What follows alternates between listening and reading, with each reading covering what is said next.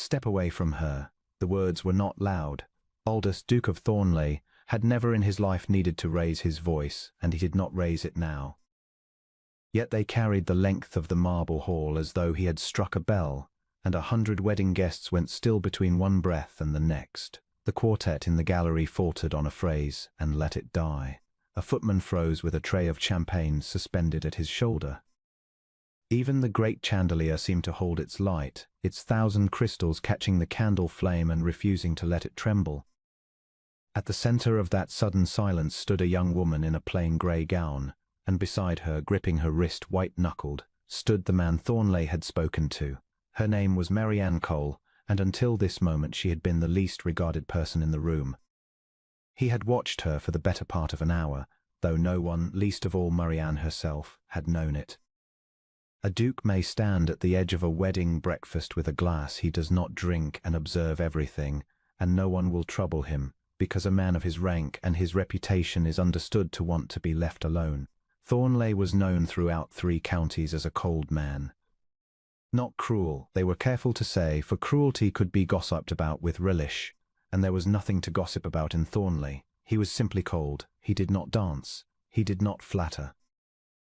He gave to his tenants what was owed and a little more, and expected nothing warmer than good work in return. Mothers with daughters had long since given up on him, and were half relieved too, for his silences unnerved them. So he had stood at the edge, and he had watched. The wedding was that of a Miss Prudence Faraday to a baronet's son, and the Faraday house had been decked for it until it groaned. There were hothouse lilies enough to bury a smaller family, and a cake like a fortress, and the mother of the bride moved through her rooms with the fixed, glittering smile of a woman who has spent a great deal of money and intends everyone to know it. Thornley had come only because the groom's father had once done him a service in Parliament, and a debt was a debt. He had meant to stay an hour and go. He had noticed the girl in grey because she was the only person in the room doing anything useful. While the fine ladies drifted and preened, Marianne Cole moved. She caught a toppling candelabra before it could set a curtain alight, and no one thanked her. She knelt to gather the spilled beads of a dowager's broken bracelet and returned them, every one, into the old woman's palm. She steadied a tipsy young man toward a chair before he could disgrace himself in front of his betrothed's family, and did it so quietly that only Thornley, watching, understood what she had prevented. She was some poor relation of the Faradays, he gathered, a cousin twice removed, kept to a house to be useful and reminded of it. Her gown had been turned at least once. He could see the faint ghost of an old hem below the new. Her hands were a working woman's hands. And her face, when it was not composed into the careful blankness of someone accustomed to being overlooked, was the most quietly arresting thing he had seen in a decade of ballrooms. He had watched her, and he had thought, with the mild surprise of a man discovering an unexpected coin in an old coat, "There is the only person here I should like to speak to." Then the trouble had begun. It began, as such things do, small.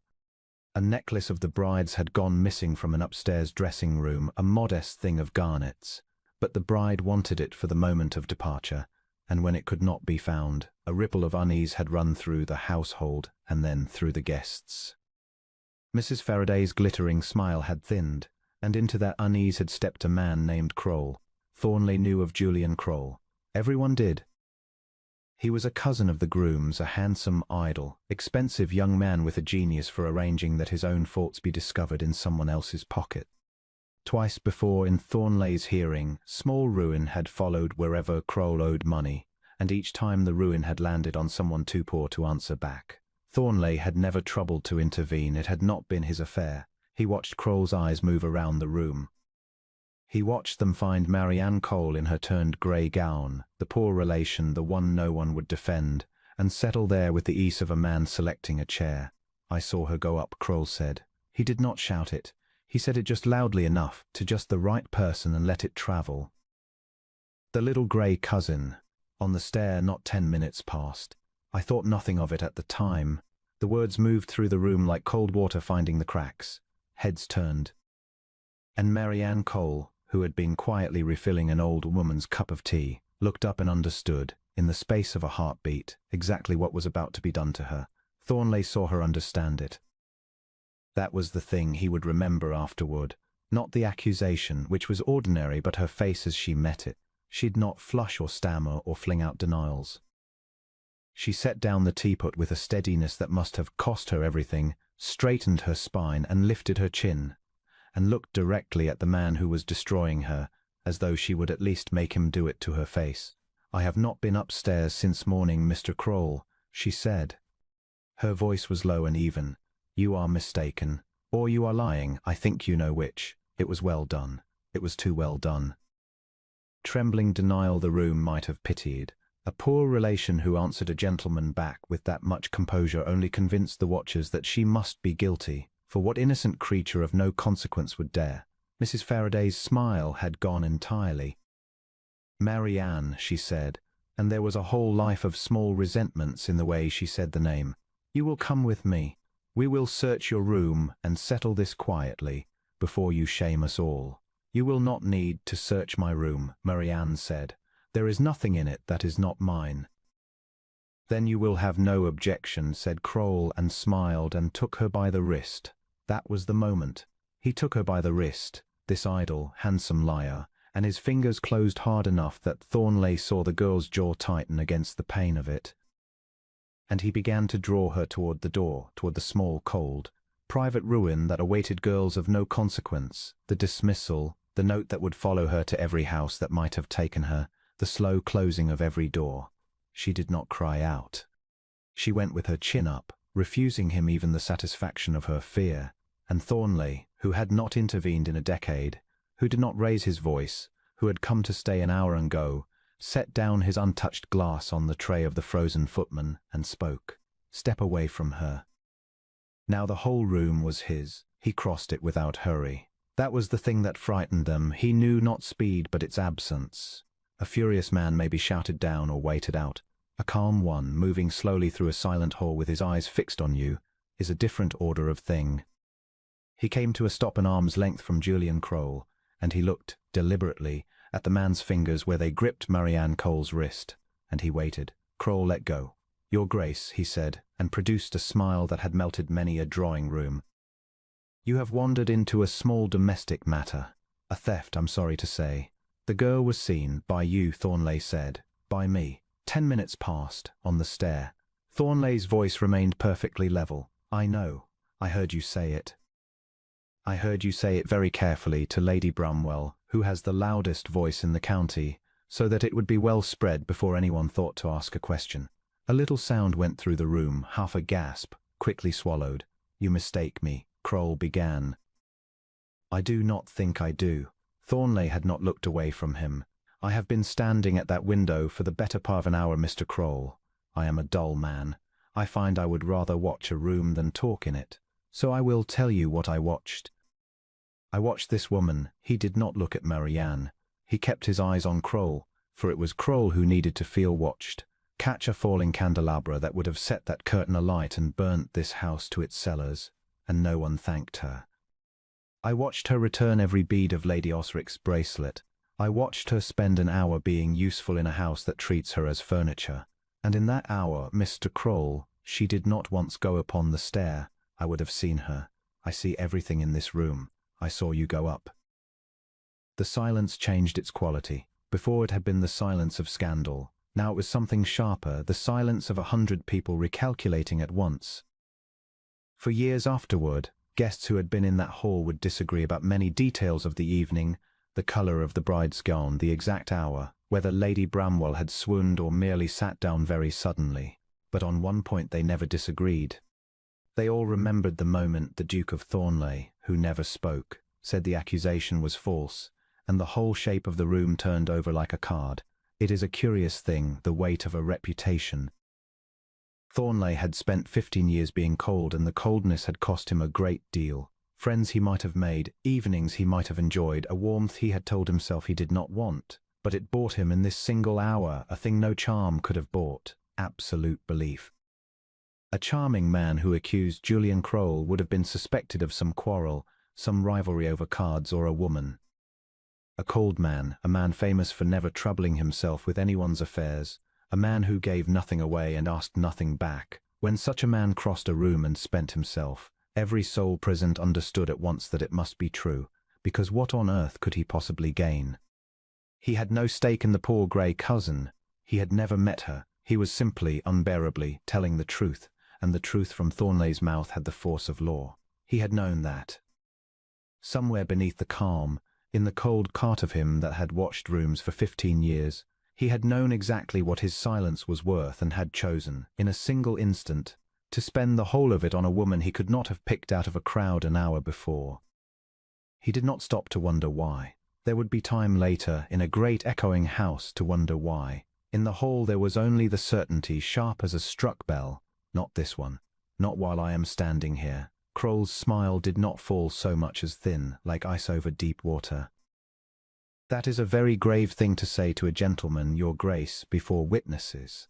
I hope you can stand behind it.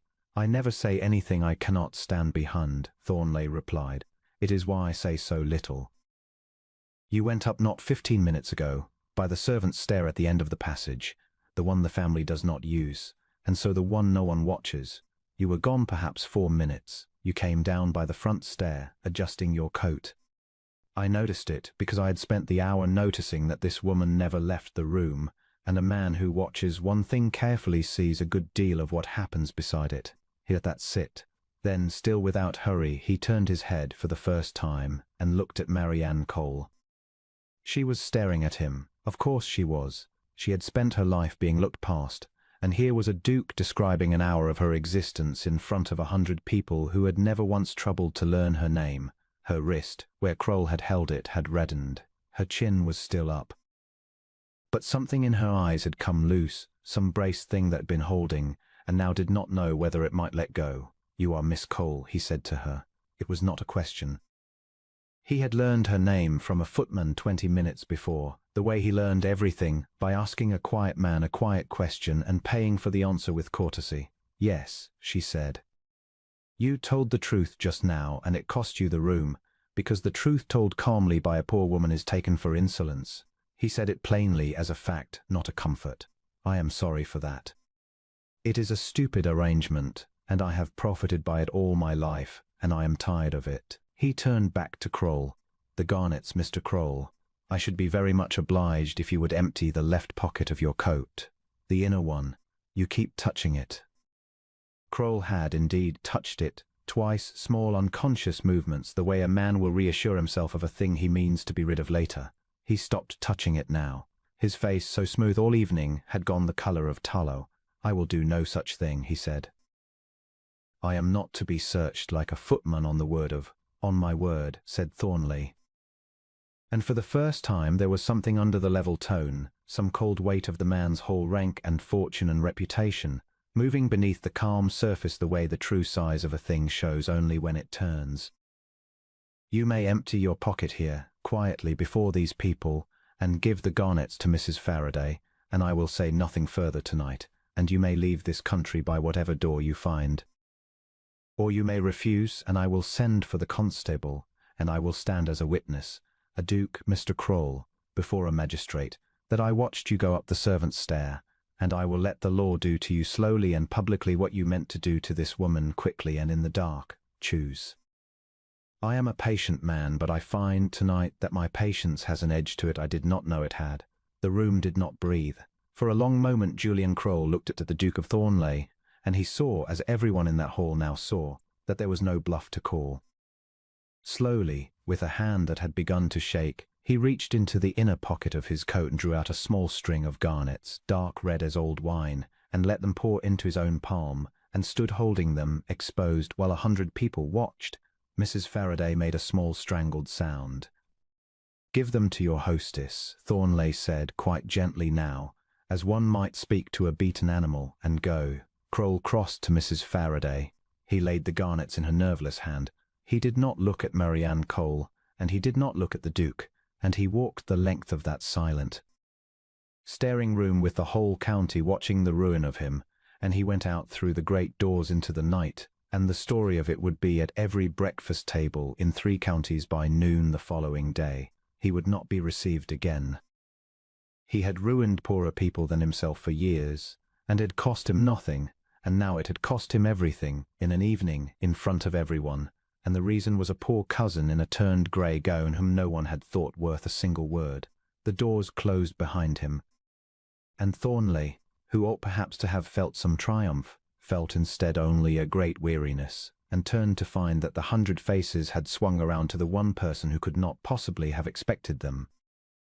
Marianne Cole stood in the centre of the marble hall with a duke beside her and a whole society staring, and she looked more than anything as though she wished the floor would open. He understood. To be scorned is one thing. A person learns to bear the weight of being unseen. To be suddenly, blazingly, publicly seen is another, and there is no practice for it. Mrs. Faraday, he said, without waiting for the room to recover its tongue, I find I have imposed on your hospitality long enough, and I have kept my carriage too long from its stable. But I should not like to leave a matter half mended. This lady has been accused before your guests of a theft she did not commit, and cleared before your guests of it. That is well. But an accusation of that kind leaves a stain that a mere clearing does not lift, and we all of us know it. A shadow will follow her. Was she quite exonerated, or was it hushed for the Duke's sake? And it will follow her into every house she might have hoped to serve or to enter, and it will close doors that ought to have been open. I have seen it done 100 times. I will not see it done tonight. He turned to Marianne, and here he knew he was about to do a thing that could not be undone, before more witnesses than had ever watched him do anything, and he found, this was the strangest part, that he did not hesitate. Miss Cole, he said, I have watched you for 1 hour, and in that hour you were kinder, and cleverer, and braver than any soul in this room, myself included. I am a cold man. I am told so often enough that I have come to believe it.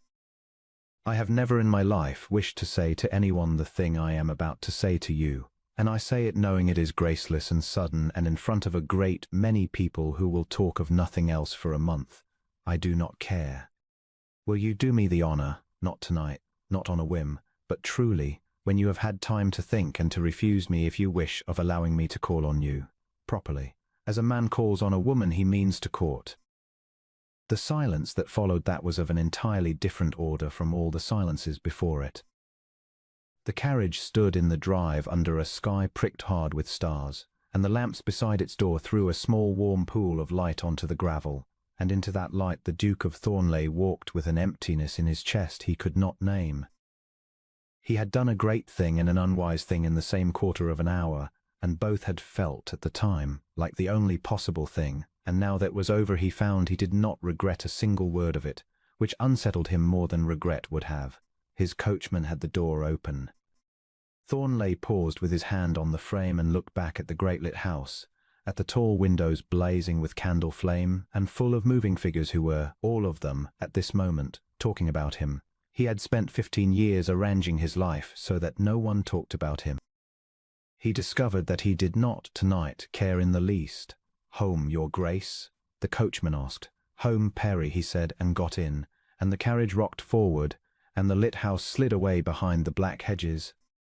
And Thornley sat in the dark with his own heartbeat, and the memory of a woman in a turned grey gown who had refused a duke to his face in front of 100 people because she was too proud to be rescued and too honest to pretend otherwise. He should not have said it. That was the sensible verdict, and he arrived at it somewhere on the long, dark road, and rejected it before the next mile-post. He had offered marriage, or the road to it, to a stranger, on the strength of 1 hour, in front of the worst-tongued society in the county, and any sane man would spend the drive home cold with mortification. He was not cold. He realized, with something close to alarm. The opposite of cold for the first time in 15 years, and the thing that had thawed him was the image of her chin coming up as Kroll took her wrist, that small proud refusal of fear, that had gone into him like a key into a lock he had not known was there. He did not sleep much that night. He stood a long while at the window of his study, where the fire had burned low, and watched the dark park and thought about walls. He had built his brick by brick over a boyhood in this same house, a house his father had ruled with silences longer and colder than any Thornley had ever managed, silences that a small motherless boy had learned to read as weather, to move quietly beneath, to survive. He had learned young that to want a thing openly was to hand someone the means to wound you, and that the safest man was the man who wanted nothing anyone could see. He had grown into it. He had grown so far into it that the county had a name for it, cold, and he had worn the name like a coat and half believed it was his skin. And then a poor woman had told the truth calmly in a crowded room and been punished for it, and something in him that he had walled up at the age of 9 had put both hands against the wall and pushed. He wrote to her the next morning, not a proposal, she had asked for slow, and he meant to give her slow, but a plain, short note in his own hand without flourish, that he had meant every word, that he would call in a week as he had said, that if in that week she wished to send back a single line telling him never to come, he would honor it and trouble her no further. He signed it not with his title but with his name, Aldous, which almost no one living had ever called him, and sealed it with his signet ring pressed into the wax, and sent it before he could reconsider. She did not send back a line telling him never to come. He called in a week, as he had said. The first call was, by any reasonable measure, a disaster, and he treasured it all his life. He came to the Faraday house. She had not yet removed to Lady Osric's, and was shown into a parlour that had been hastily got up to receive a duke, and there sat Mrs. Faraday, transformed. All smiles and small cakes, and a manner so newly and violently warm toward her poor cousin that Thornley's stomach turned.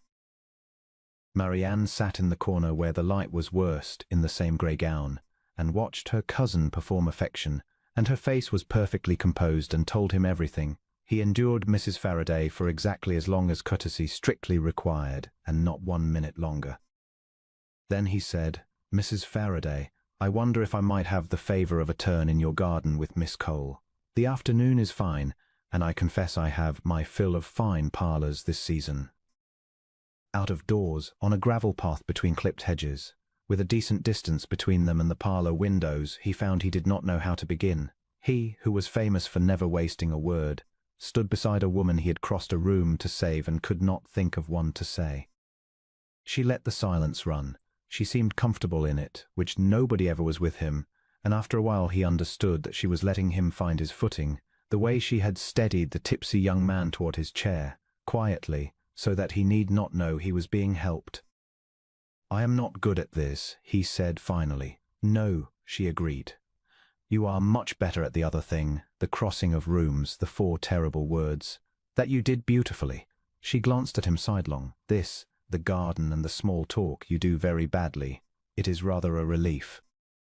"I was afraid you would be good at everything." And he laughed. It came out of him rough and startled, a sound he had not made in years, and she looked pleased with herself, and something in his chest that had been braced since the age of 9 let go a fraction more. After that it was easier. Not easy. He would never be easy, but easier. He came the next week and the week after, and when she removed to Lady Osric's household he came there instead, glad of it, for the Dowager's small warm parlour had no glittering cousin performing love in it. Only an old woman who dozed frankly in her chair by the fire and woke now, and then to say something devastatingly shrewd and doze off again.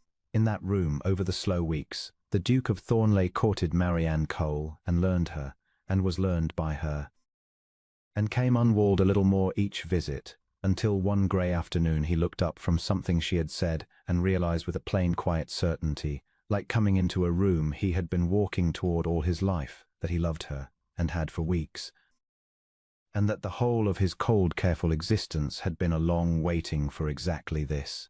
There was a difficulty, of course. There is always a difficulty, and Thornley, who had lived long enough to distrust anything that came without one, had been waiting for it. It came in the form of his aunt. Lady Sabine Vaughan, his late mother's sister and the nearest thing to a mother he had known, a small upright woman of 70 with a spine of pig iron and a tongue to match, who descended upon Thornley one afternoon in a cloud of black bombazine and lavender water, and demanded to know whether the county had lost its mind or only her nephew. "They are saying," she announced before she had properly sat down, "that you mean to marry a servant." "They are saying wrong then," Thornley said, ringing for tea. "I mean to marry a gentleman's daughter who has been kept as a servant by relations who ought to be ashamed. It is a distinction Miss Cole has borne with more grace than I could have, and I have not, in fact, asked her yet. She has refused so far to be hurried." That checked his aunt. She sat down after all. "She has refused to be hurried," she repeated, "by you, by me." Lady Sabine's sharp old eyes narrowed. A poor woman, dependent, without prospects, handed the attentions of a duke, and she declines to be hurried. She was silent a moment, and Thornley, who had learned to read her as he had learned to read weather, watched a grudging respect move across her face like light across water. "Well," she said at last, "that is not what I expected. I expected a scheming little nobody with her claws in your fortune. I came to save you from her. You need not. I am past saving.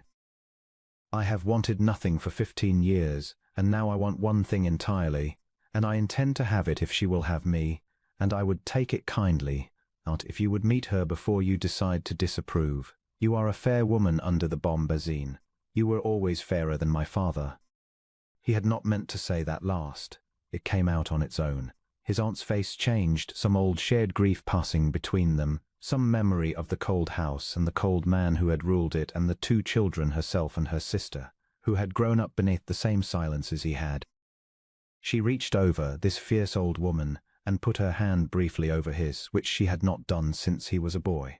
"Your father," she said, "would have crossed that room too, Aldous, once, before he taught himself not to. It is the only thing I ever forgave him, that under all the ice there had once been a man who would have crossed a room. You have his face. I have always been afraid you had the rest of him too, the ice without the man beneath it." She sat back. "Bring me your gentleman's daughter who will not be hurried. I should like to see the woman who thawed you. If she is what you say, I shall love her better than I have loved anyone in this family since your mother died, and I shall tell the county so loudly, until it stops its wagging."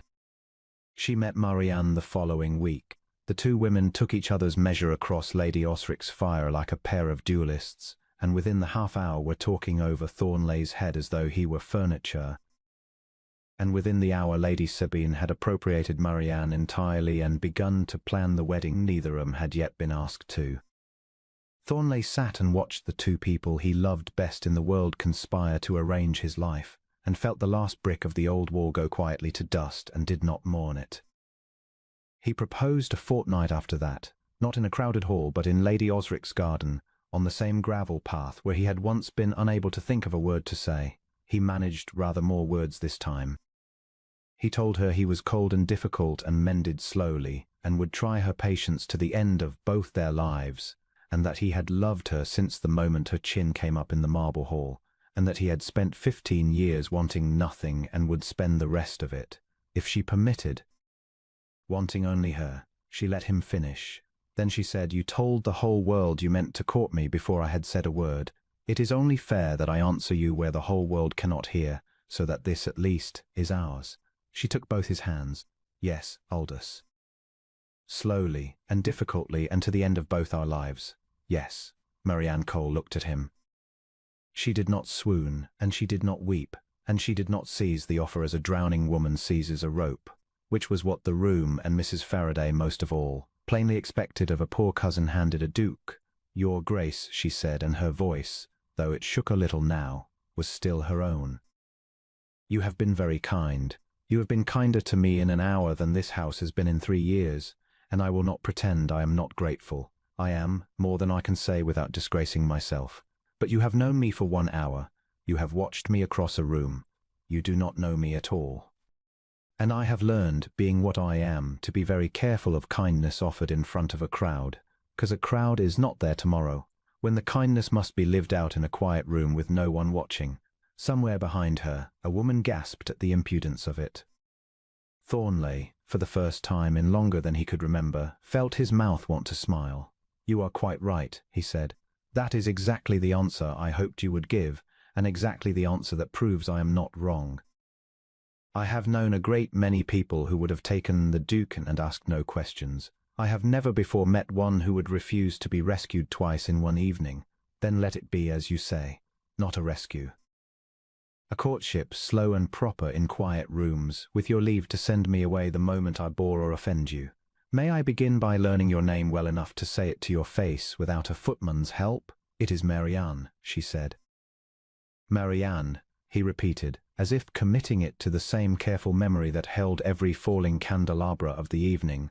"Then, Marianne, with your permission, I will call in a week." He bowed to her, deeply the bow a man gives an equal, in front of 100 people who had watched her humiliated a quarter of an hour before, and he took his leave. He called in a week. He called the week after that. Mrs. Faraday, who had spent 3 years reminding Marianne Cole of her dependence, discovered overnight that her poor cousin was a personage, and grew so effusive that Marianne quietly arranged to remove to the household of the Dowager Lady Osric, she of the returned bracelet beads, who wanted a companion and had liked, she said, the look of a girl who could count every bead of an old woman's ruin and hand them all back. It was there, in a small warm parlour that smelled of beeswax and dried lavender, with a fire snapping in the grate and no crowd anywhere in it, that the Duke of Thornleigh did his true courting. And it was slow. He had promised her slow, and he found to his own surprise that he wanted it so. A cold man does not know at first how to be warm. He only knows how to be honest, which is a beginning. He told her things he had never told a living soul, of a father who had prized silence and called it strength, of a great house that echoed, of a decade of standing at the edges of rooms because it seemed safer than being in them. And she listened the way she did everything entirely and gave him back the truth in the same coin. She told him of parents lost young, of the long apprenticeship of being useful and unthanked, of the particular loneliness of the person everyone relies on and no one sees. He learned that she read voraciously and argued well and laughed, when she truly laughed, with a suddenness that undid him. He learned that her steadiness in the hall that night had not been coldness but courage held very tightly in both hands, and that under it she was the warmest creature he had ever known, and that the warmth had simply never before been asked for. "You called yourself a cold man," she said to him one evening months in, when the courtship had ceased to be a courtship and become something they both knew and neither had yet named. The firelight moved on the plain silk of her gown, finer now than grey, though she had refused anything grand until they were wed, and would refuse it, he suspected, all her life. "The night we met, you said it as though it were a fact about you, like your height. I believed it," he said. "You crossed a room full of people you had every reason to leave undisturbed, and you spent every scrap of your standing in the world to save a woman you had never spoken to, because you could not bear to watch her wronged." She looked at him steadily, as she had looked at Kroll, as she had looked at the whole staring hall. "I have met cold men, Aldous. You are the warmest person I have ever known. You had only got so used to keeping it behind a wall that you mistook the wall for yourself." He had no answer for that. He reached across the small distance between their chairs and took her hand, the working woman's hand, that had caught the falling candelabra, that had counted out the beads, and he held it, and that was answer enough. They were married in the spring, in the small parish church near his estate, with no fortress of a cake and no lilies enough to bury a family, but with every tenant of Thornleigh crowded into the pews and spilling out the doors, for word had gone round of the Duke's bride and what she had been, and the people who worked his land had decided, without being asked, that they approved. Lady Osric wept into a very fine handkerchief and pretended it was the draught. Mrs. Faraday was not invited, and minded very much, and this was generally felt to be right. Marianne came up the aisle in a gown of pale silk and old lace, on no one's arm, for she had no father to give her, and had gently refused every substitute. She would come to him, she said, as herself, given away by no one and belonging to no one, and walk the last of the distance of her own free will. He watched her come. The whole church watched with him, but he had had a great deal of practice at watching one person in a crowded room, and he saw only her, the chin still up, the steadiness still costing her, the warmth breaking through it now like sun through the last of the winter. She reached him. She put her hand in his of her own accord, the way she did everything entirely. "You came to me," he said low, only for her. "I told you I would," she said, "given away by no one, chosen by myself." And the smile broke, sudden, the one that undid him, "Choosing your grace of my own free will, before all these witnesses, so that no one may ever say I was rescued." "No," he agreed, and found his own voice was not entirely steady. "No one will ever say it. I watched you refuse to be rescued twice in one night. I have loved you for it every day since." The old parson cleared his throat and began, and the coldest man in 3 counties stood at the front of a country church, Holding the hand of the woman 100 people had once been willing to see ruined for the price of a string of garnets, and understood that the wall he had mistaken for himself had come down quietly, without his quite noticing, some months before. The night he had crossed a marble hall and said 4 words into a frozen room, and been warm, for the first time in his life, in front of everyone. They lived long and they lived warmly, and the great house that had echoed for a generation grew full of firelight, of argument, of that sudden laughter, of small running feet upon the stairs in years to come. And to the end of his days, when anyone spoke of the Duke of Thornley as a cold man, his Duchess would only smile and say nothing and let them keep the wall. She knew what was behind it, she always had. She had seen it one evening across a crowded room at the exact moment he had seen her.